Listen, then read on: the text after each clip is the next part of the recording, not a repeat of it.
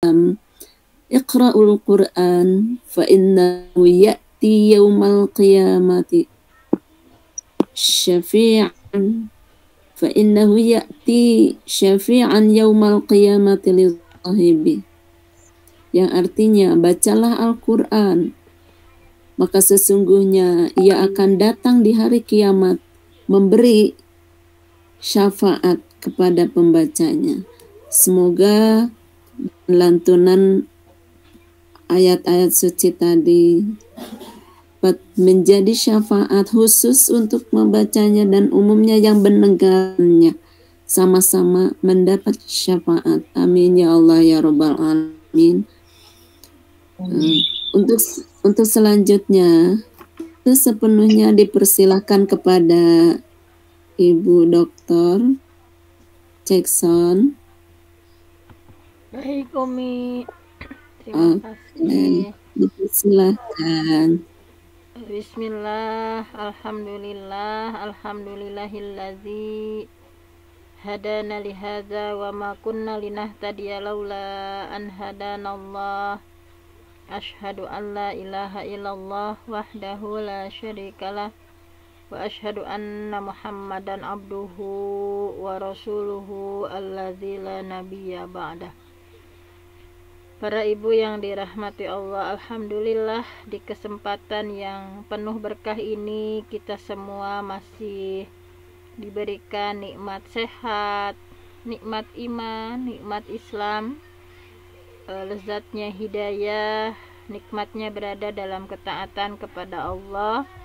Alhamdulillah, mudah-mudahan kita semua menjadi sebagaimana yang disampaikan dalam ayat a'udzubillahi minasyaitonirrajim, wal takum minkum ummatu yad'una ilal khair. Wal takum minkum, hendaklah di antara kalian itu ada yang menjadi ummatu yad'una ilal khair, umat yang yad'una ilal khair, senantiasa mengajak kepada kebaikan, ya'muruna bil ma'ruf wa yanhauna 'anil munkar wa ulaika humul muflihun. Mudah-mudahan kita berikhtiar mengamalkan ayat tadi ya, bahwa ulaika humul muflihun, orang-orang yang beruntung. Orang-orang yang beruntung dalam pandangan Allah adalah diantaranya orang yang ummatu yad'una ilal khair, sebuah kelompok, suatu umat yang yad'una ilal khair, selalu mengajak kepada kebaikan. Ya'muruna bil ma'ruf, memerintah kepada yang ma'ruf, wa yanhauna 'anil munkar, kita senantiasa berikhtiar untuk yanhauna 'anil munkar, melarang, mencegah untuk berbuat yang munkar dengan saling menasehati di antara kita, saling mengingatkan di antara kita. Mudah-mudahan saja predikat muflihun, orang-orang yang sukses, orang-orang yang beruntung dalam pandangan Allah bisa kita raih, di antaranya dengan berbagai kajian keilmuan yang kita lakukan, khususnya di subuh ini ya, yang setiap hari kita dawamkan. Selanjutnya, hari ini kita akan mengkaji tentang tafsir-tafsir surah pendek ya. Dan alhamdulillah di kesempatan kali ini tafsir pendeknya sudah memasuki surah Al-Qadar ya, Al-Qadar. Surah Al-Qadar. Baiklah, akan kita sama-sama kaji tafsir surah Al-Qadar ini. Di sini sudah disampaikan ya tafsir surah Al-Qadar yang dimulai dari ayat pertama, a'udzubillahi minasyaitonirrajim, bismillahirrahmanirrahim, inna anzalnahu fi lailatul qadar. Inna, sesungguhnya kami, anzalnahu, kami telah menurunkan, hu-nya di sana itu fi lailatul qadar, pada malam Lailatul Qadar. Nah, mari kita lihat secara harfiahnya kita sudah mempelajari bahasa Arab ya, bahwa hu di sana itu kembalinya kemana gitu kan. Setiap domir itu tentu saja ada, setiap kata ganti kembalinya kemana ya. Nah itu hu di sana itu ada perbedaan pendapat di kalangan para ulama. Jadi hu di sana itu tidak ada keterangan langsung hu-nya itu siapa gitu, apa gitu. Sehingga para ulama ada beberapa penafsiran tentang domir hu atau domir huwa yang artinya dia dalam kalimat anzalnahu. Nah, di sini sebagian menyampaikan bahwa domir tersebut tidak perlu untuk dijelaskan. Sebentar. Jadi domir tersebut tidak perlu untuk dijelaskan. Ya ada backsound nggak? Tapi enggak ya, dari siapa? Enggak. Jadi domir hu tadi menurut sebagian ulama nggak perlu dijelaskan karena meskipun tidak pernah disebutkan sebelumnya, ya umat Islam udah tahu maksud hu di sana itu pastinya ke Al-Qur'an. Al-Qur'an yang selalu ada dalam hati mereka. Nah, tetapi ada yang menyampaikan hu di sana itu adalah kembali secara spesifik, kembalinya kepada surah Al-Alaq gitu ya. Jadi tidak Al-Qur'an secara keseluruhan, tetapi hu di sana itu menurut pendapat yang satunya ya, kembalinya itu kepada surah Al-Alaq secara spesial. Jadi sesungguhnya Allah menurunkan surah Al-Alaq pada malam Lailatul Qadar. Nah, jadi pendapat pertama tadi bahwa hu di sana itu adalah kembali kepada Al-Qur'an secara keseluruhan. Sesungguhnya kami menurunkan Al-Qur'an pada malam Lailatul Qadar. Tetapi ini ada sebagian mufassir yang berpendapat bahwa hu di sana itu kembalinya kepada surah Al-Alaq yang menceritakan tentang ayat-ayat yang pertama kali turun kepada Nabi di malam Lailatul Qadar. Nah, sehingga di malam itu ya, di malam itu yang turun itu spesial surah Al-Alaq nih menurut sebagian ulama nih. Yang kita tahu ya di 5 ayat pertama itu a'udzubillahi minasyaitonirrajim, iqra bismi rabbikal ladzi khalaq khalaqal insana min 'alaq iqra wa rabbukal akram allazi 'allama bil qalam 'allamal insana ma lam ya'lam. Nah, jadi pendapat yang kedua, hu di sana itu kembali ke surah Al-Alaq ayat 1 sampai 5. Kenapa gitu ya? Nah, tadi ya sudah dibacakan surah Al-Alaq ayat 1 sampai 5. Karena ini 5 ayat tadi yang saya sampaikan itu, ini adalah 5 ayat pertama yang diturunkan kepada Nabi ketika beliau sedang berada di Gua Hiro.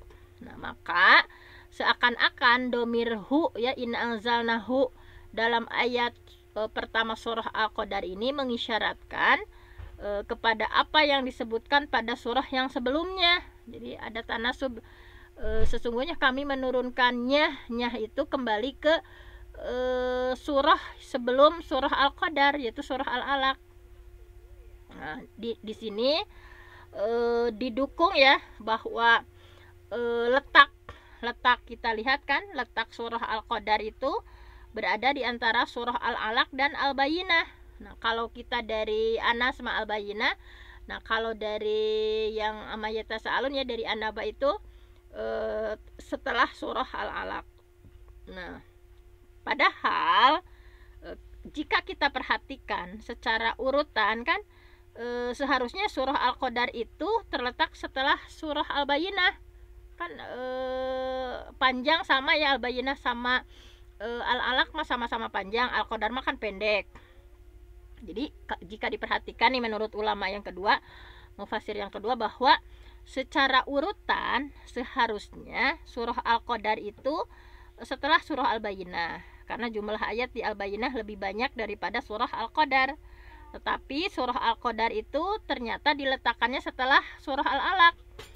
Jadi setelah surah Al-Alaq ini isyarat bahwa hu di sana itu kembalinya ke surah Al-Alaq yang 5 ayat pertama. Nah, itu ya 2 pendapat itu. Pokoknya intinya yang pertama mah inna anzalnahu, sesungguhnya kami telah menurunkan hu. Ada yang berpendapat Al-Qur'an secara keseluruhan. Kalau yang pendapat mufasir kedua mah hu di sana itu kembalinya ke surah Al-Alaq yang pertama kali diturunkan 1 sampai 5. Buktinya karena bergandengan gitu ya, antara surah Al-Qadar dengan surah Al-Alaq. Selanjutnya, apa yang dimaksud dengan Al-Qadar? Tadi anzalnahu sudah ya. Inna anzalnahu fi lailatul qadar. Sekarang tafsir Al-Qadarnya. Mari kita sama-sama perhatikan. Jadi malam Lailatul Qadar itu ada 3 makna. Lailatul Qadar ya. Ini mufasirnya terbagi pada 3 pendapat. Pendapat pertama, Al-Qadar itu bimakna asyaraf. Al-Qadar itu memiliki makna kemulia gitu ya. Mulia, asyaraf. Al-Qadar bimakna asyaraf. Al-Qadar di sana itu maksudnya adalah mulia. Ketika Al-Qadar dimaknai mulia, sehingga diartikan malam Lailatul Qadar itu adalah malam yang mulia. Bahkan kemuliaan yang dimiliki malam itu sangat banyak. Di antaranya khairun min alfi syahr itu, bahwa lebih baik dari 1000 bulan. Di malam tersebut subhanallah enggak mulia gimana ya. Kenapa kok malam itu disebut malam mulia? Karena di malam itu kan dipilih sebagai malam yang dipilih untuk diturunkannya Al-Qur'an. Jadi ketaatan di malam tersebut ya, di malam Lailatul Qadar itu makbul gitu. Sangat mudah diterima. Jadi ketika di malam Lailatul Qadar itu hamba yang beribadah ya di malam tersebut menjadi asyaraf, hamba yang mulia. Ya seperti itu. Jadi masih banyak juga keutamaan malam Lailatul Qadar, sehingga jelas bahwa maksud dari Lailatul Qadar tersebut adalah bimakna asyaraf, yaitu malam kemuliaan. Yang kedua, Al-Qadar di sana itu adalah Al-Qadaru. Al-Qadru itu artinya bimakna at-taqdir, takdir ya. Kenapa malam ini ya, malam Lailatul Qadar ini dimaknai dengan takdir?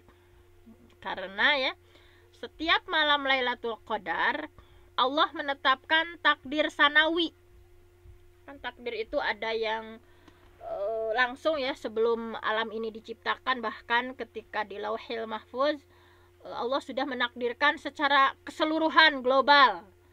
Nah, itu kan yang tahu tentang takdir secara keseluruhan hanya Allah, tetapi dicicil gitu. Di setiap tahun itu data mengenai informasi keseluruhan itu diambil per tahunnya itu di malam Lailatul Qadar, sehingga disebut takdir sanawi, takdir tahunan. Kan kayak misalkan Bunda Nunung nih takdirnya seperti ini dari awal mulai dia bayi ya, dari di dalam rahim sampai meninggalnya seperti ini. Tetapi kan itu secara keseluruhan kalau di Lauhil Mahfuz. Nah, untuk informasi tahunan misalnya Bunda Umi Yuyun, yang terjadi sama Umi Yuyun di tahun 2023 sampai 2024 itu, sejak malam Lailatul Qadar tahun 1444 Hijriah itu sampai 1445 Hijriah itu informasinya apa? Nah, itu ditetapkan dalam takdir sanawi, takdir tahunan. Nah, di sini diisyaratkan dalam surah Ad-Dukhan. Kenapa yang berpendapat bahwa di malam Lailatul Qadar itu adalah dimaknai takdir di sana takdir sanawi, ini dikuatkan dalam surah Ad-Dukhan ayat 3 sampai 4. Silakan Mi dibaca Mi biar ini enggak ngantuk. Yang ini yang di layar Ad-Dukhan ayat 3 sampai 4. A'udzu billahi minasyaitonir rajim. Inna sesungguhnya kami anzalnahu telah menurunkannya, yaitu surat Al-Alaq, fi lailatin pada suatu malam mubarakatin yang diberkahi. Inna sesungguhnya kami kamilah mungdzirin orang-orang yang memberi peringatan. Fiha pada malam itu lailatun mubarakah yufraku dijelaskan, dipisahkan, dibedakan kullu amrin setiap urusan, segala urusan hakimin yang penuh hikmah. Baik, terima kasih Umi.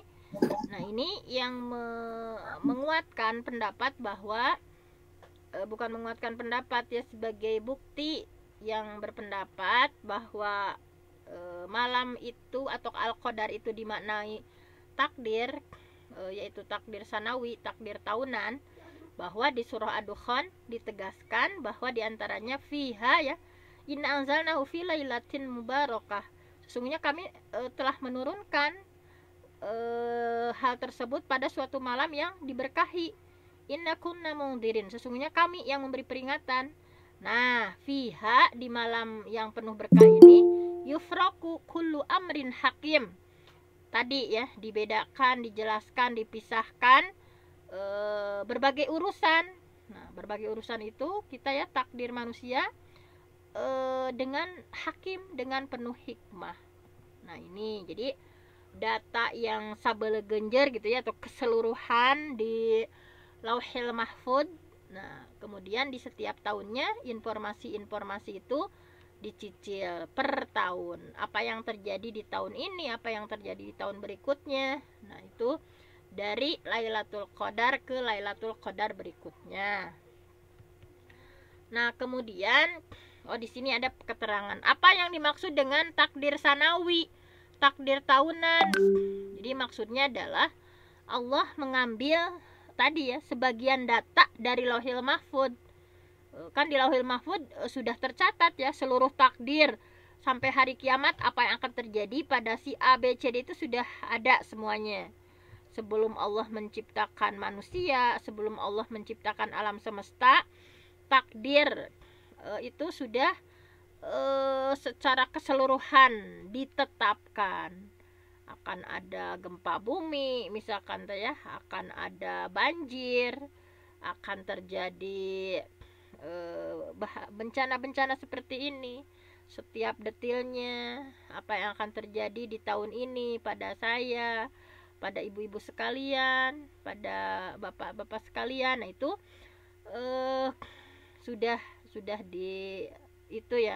ditentukan, sehingga di malam itu, di malam Lailatul Qadar itu dikasih tahu malaikat gitu ya. Oleh Allah dikasih tahu para malaikat apa saja yang akan terjadi sejak malam Lailatul Qadar di tahun itu. Kalau kemarin kita di tahun 1444 Hijriah, sampai apa yang akan terjadi di Lailatul Qadar berikutnya di tahun 1445 Hijriah. Nah, karena isi Lauhil Mahfud itu tidak ada yang tahu kecuali Allah. Nah, terkadang Allah memberitahu kepada sebagian malaikatnya, dikasih bocoran malaikat. Terkadang Allah ngasih tahu kepada sebagian nabinya, sehingga Nabi Muhammad kan senantiasa dikasih tahu sesuatu yang bisa memprediksi. Misalkan ketika kemarin ya dalam perang Ahzab, perang Khandaq, Nabi membelah batu, tiba-tiba terlihat gerbang Persia, bahwa umat Islam akan memenangkan Persia, akan menaklukkan Persia, umat Islam akan menaklukkan Romawi, umat Islam akan menaklukkan, itu sudah dikasih tahu. Nah, itu adalah terkadang jadi Allah menginformasikan mengenai apa yang akan terjadi di masa depan itu kepada sebagian malaikatnya, kepada sebagian nabinya. Nah, tentu saja di sini ada hikmah. ketika Allah menghendaki yang seperti itu. Intinya bahwa Allah itu memuliakan malam tersebut sehingga Allah mengabarkan pada para malaikat apa yang akan terjadi selama setahun ke depan, apa saja yang akan terjadi. Nah, seperti itu. Kemudian yang ketiga adalah al-qadar. Di sini artinya ad-dayiq. Ad-dayiq itu adalah sempit ya. Ad-dayiqu artinya sempit. Jadi al-qadar bermakna ad-dayiq, al-qadar bermakna ad-dayiqu, atau bahwa malam yang sempit gitu ya. Sehingga dalam Al-Qur'an di antaranya yang kenapa para ulama memaknai al-qadar di sana adalah sempit, karena di beberapa ayat Al-Qur'an ketika Allah menyebutkan kata-kata al-qadar itu dengan berbagai derivasinya ya, yaqdiru, qadaro, itu diartikannya sempit. Misalnya di surah Al-Fajr, di sini disampaikan. Silakan Bunda Nunung, mau dibaca Bunda ini.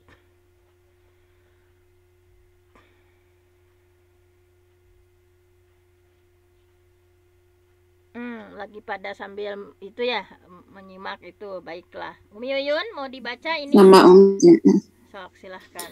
A'udzu billahi minasyaitonir rajim. Wa amma idza mabtalahu, adapun apabila Tuhannya menguji kepada orang kafir, kepada manusia, Ya, al-insan, manusia. Al-insan faqadara, lalu Allah membatasi alaihi kepada insan rizqahu, rizkinya insan, fayaqulu, maka insan berkata, Rabbi, wahai Tuhanku, ahanani, engkau telah menghinakan aku.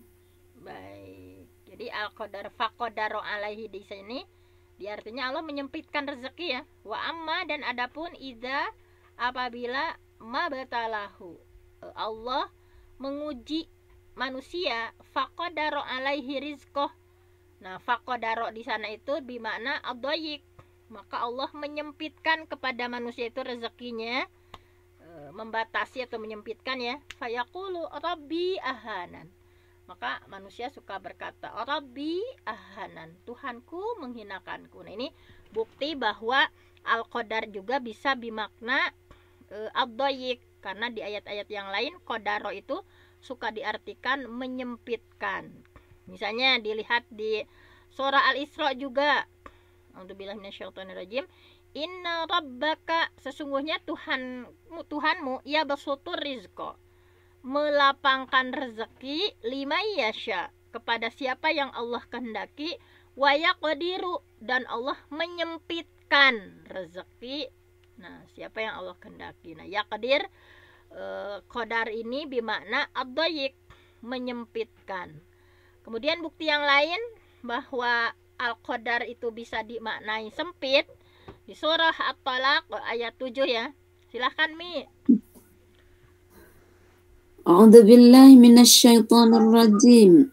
Liyunfiq, hendaklah memberi nafkah, dzu sa'atin, orang yang mampu memberi nafkah, min sa'atihi, dari kemampuannya. Waman, dan barang siapa, qudiro, yang disempitkan, alaihi, kepada man, rizquhu, rizkinya man, fal yunfiq, maka hendaklah memberi nafkah man, mimma, dari harta, ata yang telah memberikan kepada man, Allahu Allah, la yukallifu, Allah tidak akan membebankan, la yukallifu, tidak akan membebankan, Allahu Allah, nafsan, kepada seseorang, illa ma ataha, kecuali sesuatu yang telah Allah berikan kepadanya. Saya ja'alu, dan Allah akan saya ja'alu akan menjadikan Allah ba'da usrin, setelah kelapangan, ba'da usrin, setelah kesempitan, yusran, berubah menjadi kelapangan. Alhamdulillah.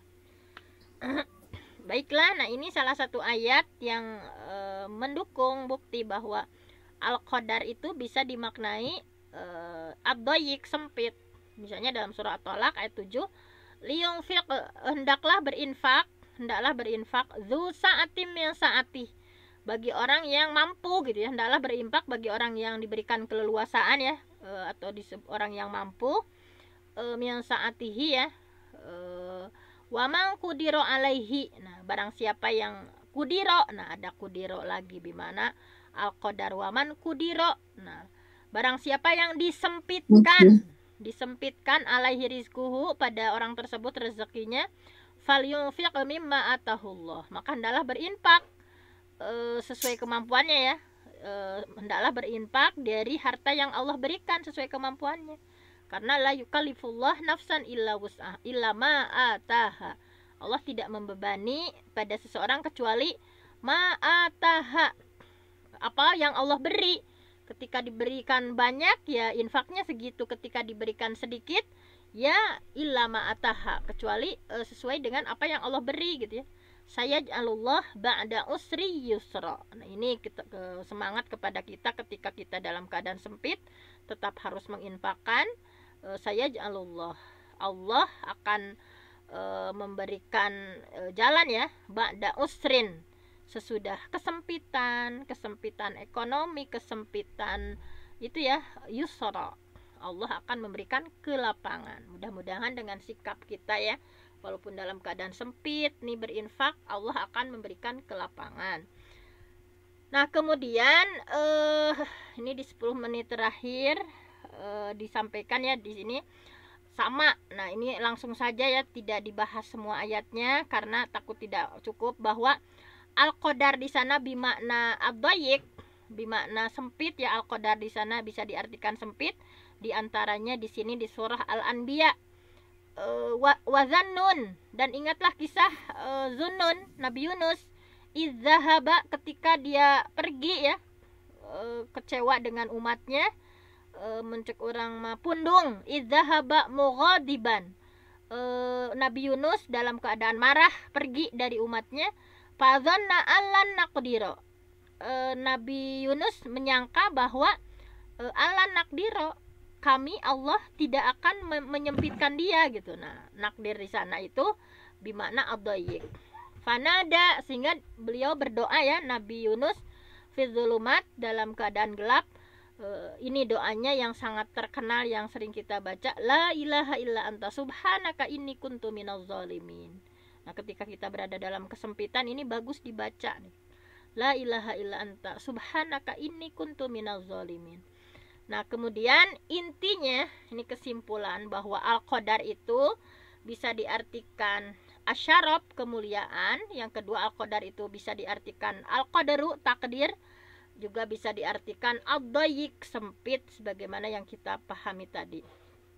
Nah, mengapa, kembali ke bahasannya nih, tadi hanya mencontoh-contohkan mengapa malam Lailatul Qadar disebut dengan malam yang sempit. Nah, ini menurut para ulama bahwa hal tersebut karena malaikat yang turun di malam itu banyak gitu ya, turun banyak sehingga terasa sesak dan sempit gitu, karena banyak sekali malaikat yang diturunkan di malam itu. Nah, jadi tetapi mungkin kita tidak merasakan ya. Nah, ini adalah berjubel malaikat aja jutaan. Nah, ini makna dari Lailatul Qadar. Kemudian para ulama berbeda pendapat dalam menafsirkan ayat pertama dalam surah Al-Qadar ini. Nah, ini ada dua pendapat yang masyhur ya di kalangan ulama salaf. Yang pertama adalah pendapat dari Abdullah bin Abbas, bahwa kata Abdullah bin Abbas, mufasir pada zaman sahabat ya, yang pintar dalam tafsir di zaman sahabat, bahwa maksudnya di ayat pertama itu adalah kami, inna, sesungguhnya kami, anzalnahu, kami menurunkan Al-Quran. Nah ini menurut Ibnu Abbas, sehingga kita sebagian besar memang mengambil pendapat Ibnu Abbas, karena kita secara refleks seringkali mengartikan inna anzalnahu, sesungguhnya kami menurunkan di sana Quran itu Quran yang sudah tercatat di Lauhil Mahfud, diturunkan kemana? Ke Baitul Izzah di langit dunia secara menyeluruh. Nah jadi ini pendapat pertama, inna, sesungguhnya kami, anzalnahu, menurunkan di sana itu ditafsirkan Quran. Quran yang mana? Yang sudah tercatat di Lauhil Mahfud, diturunkan ke Baitul Izzah ya, ke langit dunia, secara keseluruhan diturunkan oleh Allah di malam itu. Pendapat kedua menyampaikan bahwa malam Lailatul Qadar itu adalah awal turunnya Al-Quran. Jadi pendapat pertama keseluruhan blaknya Al-Quran itu diturunkan di Lauhil Mahfud ya, ke Baitul Izzah, di langit dunia, blok keseluruhan. Pendapat kedua mah bahwa malam Lailatul Qadar ini adalah awal turunnya Al-Quran. Jadi hanya yang 5 ayat tadi, Lailatul Qadar yang 5 ayat di surah Al-Alaq 1-5 tadi. Ini adalah pendapat Asy-Sya'bi dari kalangan At-Tabi'in. Sebetulnya kedua pendapat ini tidak bertentangan, karena keduanya menyimpulkan intinya sama-sama bahwa Quran itu turun pada malam Lailatul Qadar. Kemudian Allah berfirman, "Wa ma adraka ma Lailatul Qadar." Tahu nggak kalian apa malam kemuliaan itu? Nah, ungkapan dalam ayat ini adalah thariqah ya, sebuah metode dalam bahasa Arab untuk litakzim, mengagungkan sesuatu itu biasanya dengan pertanyaan. Nah itu adalah salah satu kaidah dalam bahasa Arab, diantaranya untuk mengagungkan sesuatu itu dengan pertanyaan. Nah ini wama, nah itu untuk menunjukkan litakzim. Sebentar. Nah ini bahwa dengan metode, misalnya dalam ayat yang lain ketika Allah menginginkan hal tersebut adalah litakzim, mengagungkan, biasanya dengan pertanyaan. Kayak ini di surah Al-Infitor, wa ma adraka ma yaumuddin, tahu nggak kalian apa sih hari pembalasan itu? Nah summa ma adraka ma yaumuddin, sekali lagi, tahu nggak kalian apa hari pembalasan itu? Nah itu adalah sebuah metode dalam bahasa Arab ketika litakzim, mengagungkan sesuatu itu bisa dengan pertanyaan seperti ini. Di surah yang lain misalkan Al-Haqqah, bahwa kiamat itu adalah sesuatu yang agung yang harus kita perhatikan. Hari kiamat, Mal-Haqqah, apa hari kiamat itu? Wa ma adraka mal-Haqqah, tahu nggak kalian apa hari kiamat itu? Nah itu dengan metode pertanyaan seperti itu adalah litakzim, untuk mengagungkan. Misalnya di surah Al-Qari'ah ya, Al-Qari'ah, hari kiamat. Mal-Qari'ah, apa hari kiamat itu? Wa ma adraka mal qari'ah, tahu nggak kamu apa sih hari kiamat itu? Nah jadi dengan mengulang-ulang pertanyaan seperti itu ya, itu adalah dalam bahasa Arab, metode dalam bahasa Arab litakzim, untuk mengagungkan sesuatu. Nah dalam hal ini Allah menerapkan juga mengagungkan Lailatul Qadar. Wa ma adraka ma Lailatul Qadar, tahukah kalian ya, tahu nggak kamu itu apa sih Lailatul Qadar itu? Nih kata Allah seperti itu. Jadi intinya ungkapan ini menunjukkan bahwa malam tersebut memiliki keagungan yang sangat dahsyat. Nah, selanjutnya Allah menjelaskan keistimewaan malam tersebut ya. Keutamaan yang pertama sudah dijelaskan dalam ayat sebelumnya, yaitu keutamaan yang pertama itu tadi ya, di malam diturunkannya Al-Quran, malam itu dipilih. Jadi Al-Quran pokoknya Al-Quran itu karena saking the bestnya selalu berkaitan dengan spesial yang terbaik. Kita perhatikan Quran itu sebagai kalamullah, perkataan Allah, yaitu jadi perkataan yang terbaik itu adalah firman Allah. Kemudian Al-Quran juga turun melalui wasilah biwasitotil anbiya, dengan wasilah malaikat ya, kalamullah, al-munazzalu yang diturunkan kepada malaikat ya, kepada Nabi biwasitoti Jibril, dengan wasilah malaikat Jibril. Nah, Quran itu tadi selalu berkaitan dengan sesuatu yang spesial, yang terbaik, malaikat yang terbaik yaitu malaikat Jibril. Bagi perantaranya, Al-Quran juga diturunkan kepada Nabi terbaik yaitu Nabi Muhammad. Al-Quran juga diturunkan di bulan terbaik yaitu bulan Ramadan. Al-Quran juga diturunkan di kota terbaik yaitu di Mekah. Al-Quran juga diturunkan di malam hari yang malam terbaik di seluruh malam yaitu Lailatul Qadar. Jadi selalu Quran itu berkaitan dengan sesuatu yang terbaik gitu. Makanya sayang ketika kita tidak menghiraukan ya bacaan Quran kita hanya berapa lembar, misalkan itu adalah sesuatu yang sangat spesial. Nah, keutamaan yang berikutnya, Lailatul Qadri khairum min alfisya, bahwa di malam kemuliaan itu lebih baik dari 1000 bulan. Nah, di sini di ayat ini ya, bahwa Lailatul Qadar itu lebih baik dari 1000 bulan, maksudnya adalah yang beramal pada malam itu amalannya lebih baik daripada beramal dengan amalan tersebut selama 1000 bulan.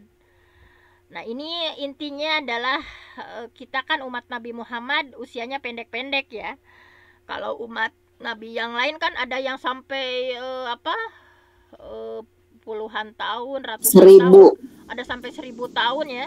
Nah, umat Luqman 1000. Iya, ada yang sampai 1000 tahun ya. Nah, ini diantaranya kalau umat Nabi Muhammad mah pendek-pendek usianya. Nah, disampaikan dalam hadisnya, A'mari ummati, umur umatku, ma baina sittin ila sab'in. Pokoknya umur umatku, kata Nabi Muhammad itu hanya 60 tahun, sittin ila sab'in, paling sampai 70 tahun. Wa aqalluhum mayyajuzu dzalik. Hanya sedikit gitu, aqallu yang sedikit yang bisa melebihi dari usia 70 lebih itu gitu. Nah, sehingga keutamaan malam Lailatul Qadar ini merupakan salah satu keutamaan spesial untuk umat Nabi Muhammad. Walaupun umur umat Nabi Muhammad pendek-pendek dibanding umat terdahulu ratusan, ada yang ribuan tahun, tetapi amalnya dilipat gandakan. Salah satunya diturunkan malam Lailatul Qadar itu untuk itu, sehingga umat Nabi Muhammad bisa bersaing dengan umat-umat yang sebelumnya. Nah, Nabi Muhammad pernah menyampaikan, nahnul akhirun, kita ini umat Nabi Muhammad adalah yang terakhir datang ke dunia. Jadi yang diturunkan terakhir datang itu umat Nabi Muhammad. Al-awwalun yaumal qiyamah, tetapi yang akan pertama diadili adalah nanti di hari kiamat umat Nabi Muhammad. Kemudian wa nahnu awwalu mayadkhulul jannah, kita adalah umat Nabi Muhammad yang akan pertama kali masuk surganya. Baida annahum utul kitab min qablina, padahal mereka diberikan kitab lebih dulu daripada kita. Wa utinahu mim ba'dihim, sedangkan kita sesudah itu. Nah, ini adalah spesialnya umat Nabi Muhammad. Nah, ini jadi cara agar umat Nabi Muhammad dapat pahala yang lebih banyak. Bayangkan saja jika seseorang beramal pada malam Lailatul Qadar lebih baik daripada 1000 bulan atau setara dengan 83 tahun 4 bulan. Jika seseorang nih, misalnya dihitung-hitungannya, misalnya seseorang dapat Lailatul Qadar itu 10 tahun misalnya, setiap tahun itu dapat, selama 10 tahun dapat malam Lailatul Qadar, maka amalannya itu kurang lebih setara dengan beramal 830 tahun. Ya, ini tentunya adalah keutamaan yang luar biasa. Ini adalah min fadlillah, dari karunia Allah yang sangat agung kepada kita nih umat Nabi Muhammad yang dispesialkan gitu. Nah, kemudian selanjutnya ya, agak dipercepat nih, tanggung mau di itu juga. Tanazzalul malaikatu waruh fiha biidzni rabbihim min kulli am salamun hiya hatta matla'il fajr. Pada malam itu turun para malaikat. Nah, malaikat Jibril disebutkan lagi ya. Padahal sudah tanazzalul malaikah waruh, dan malaikat Jibril secara spesial ditegaskan lagi tansis, turun dengan izin Allah untuk mengatur segala urusan. Malam itu penuh dengan kesejahteraan sampai terbit fajar. Tanazzalu dalam ayat ini maksudnya adalah malaikat turun secara terus-menerus. Jadi terus-menerus ya di malam itu. Bahkan Allah menyebutkan bahwa malaikat Jibril turun ya pada malam itu untuk menyaksikan bagaimana agungnya nih malam Lailatul Qadar. Nah, sebagian ulama menjelaskan bahwa ketika itu malaikat turun ke bumi membawa keselamatan. Salamun hiya. Nah, kenapa Allah menegaskan salamun hiya? Karena biasanya kalau malaikat turun itu biasanya untuk menurunkan azab. Jadi Allah itu biasanya kalau menurunkan malaikat secara spesial itu untuk menurunkan azab. Tapi di malam itu khusus untuk membawa keselamatan. Salamun hiya. Nah, di sini apa buktinya ketika Allah menurunkan malaikat untuk mengazab? Misalnya di surah Al-Hijr.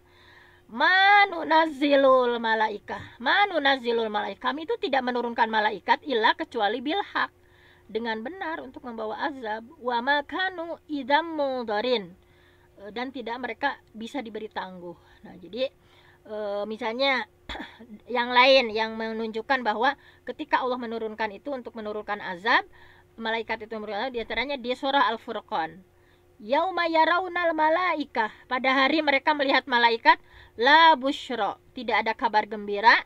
Yauma idin, pada hari ini, lil mujrimina, bagi orang-orang yang berdosa, wa yaquluna hijram mahjura, mereka berkata hijram mahjura. Jadi di sini Allah menjelaskan bahwa malaikat itu turun tidak untuk menurunkan azab, melainkan untuk membawa keselamatan. Jadi ini ditegaskan di surah Al-Furqan. Yauma, pada hari, yarawnal malaikah, mereka melihat malaikat, la busyra yauma idzil lil mujrimin, tapi enggak ada kabar gembira untuk orang-orang yang berbuat dosa mah. Wa yaquluna hijram mahjura. Nah, ini ya disebutkan oleh para ahli tafsir bahwa ayat ini adalah malaikat ya. Jadi pada malam itu kita bayangkan nih, malaikat turun berjalan-jalan mencari orang yang sedang beribadah pada malam Lailatul Qadar itu ya. Kemudian malaikat mengucapkan salam kepada mereka yang sedang beribadah itu, meskipun manusia tidak mendengar. Nah, demikianlah kebiasaan malaikat, yang kebiasaan itu mereka lanjutkan sampai ketika manusia akan dimasukkan ke dalam surga. Sebagaimana dalam surah Ar-Ra'd ya. Jannatu adni yadkhulunaha wa man salaha min abaihim wa azwajihim wa dzurriyyatihim wal malaikatu yadkhuluna alaihim min kulli bab. Salamun alaikum bima sabartum fa ni'ma uqbaddar. Jadi memang itu kebiasaan malaikat mengucapkan selamat sampai nanti di hari kiamat ya. Digambarkan di surga Adan itu masuk surga orang-orang soleh, baik dari kalangan bapaknya, istrinya, anak cucunya. Sedang malaikat masuk ya ke tempat surga itu sambil membuka pintu dan mengucapkan salamun alaikum, keselamatan atas kalian, bima sabartum, karena kesabaran kalian, fa ni'ma uqbaddar, maka alangkah baiknya tempat kesudahan itu. Nah, kemudian di sini ya, sungguh bahagia bagi orang-orang yang malaikat mengucapkan keselamatan bagi mereka pada malam tersebut. Mudah-mudahan kita selalu ya mendapatkannya, diucapkan salam ya. Bahagia orang-orang yang malaikat mengucapkan keselamatan bagi siapa saja ya, bagi mereka pada malam tersebut, sementara mereka dalam keadaan beribadah kepada Allah di malam Lailatul Qadar itu ya. Kemudian sungguh celaka nih malam tersebut orang yang bermain-main, malah maksiat gitu ya, malah gibah, pokoknya melakukan yang sia-sia. Sungguh rugi ketika malaikat mengucapkan salam satu persatu ya, malah dalam keadaan ya tadi hal-hal yang tidak bukan ibadah gitu ya, malah main-main atau nonton TV atau apa. Nah, Allah menyebutkan dalam ayat ini bahwa malam tersebut penuh dengan keselamatan sampai apa? Sampai terbit fajar. Ini ada perbedaan pendapat di kalangan para ulama dalam menafsirkan hatta. Nah, apakah hatta di sini apa gitu maksudnya? Nah, jumhur ulama, mayoritas ulama menjelaskan bahwa maksudnya adalah hatta di sana itu malam Lailatul Qadar itu berakhir sampai terbitnya fajar atau sampai azan subuh. Jadi Lailatul Qadar itu terjadi hatta di sana itu dimaknai sampai terbit fajar atau azan subuh. Nah, hal ini merupakan zahir yang dijelaskan Al-Quran karena malam itu kan dimulai dari tenggelamnya matahari sampai terbit fajar. Pendapat lainnya menyebutkan bahwa hatta di sana itu menunjukkan ujung dari bagian tersebut, sehingga sholat subuh yang merupakan ujung dari waktu sholat waktu fajar, masih termasuk dari Lailatul Qadar. Jadi pendapat kedua mah hatta di sana itu ujungnya gitu kan, ujungnya itu adalah sholat subuh ya, waktu subuh.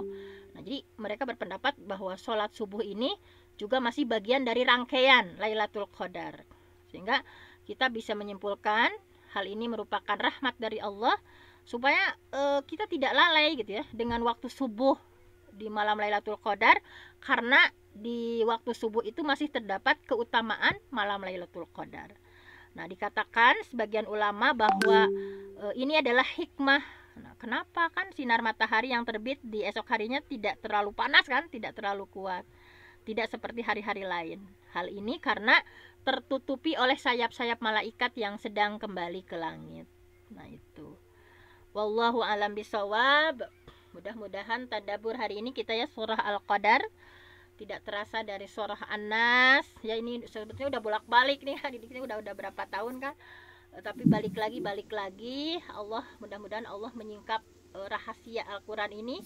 Kita bisa diberikan rahasia ya, karena kan dalam Al-Qur'an itu banyak terdapat rahasia. Walaupun kita banyak baca, Allah hanya akan memberikan rahasia itu kepada orang-orang tertentu. Mudah-mudahan kita adalah orang-orang terpilih yang Allah berikan rahasia Al-Quran itu, sehingga kita lebih merasakan nikmatnya membaca Al-Quran, lebih merasakan nikmatnya tadabbur Al-Quran, lebih merasakan nikmatnya dekat dengan Allah, menspesialkan kalam-kalamnya, lebih memperbanyak lagi kita membaca kalam-kalam Allah.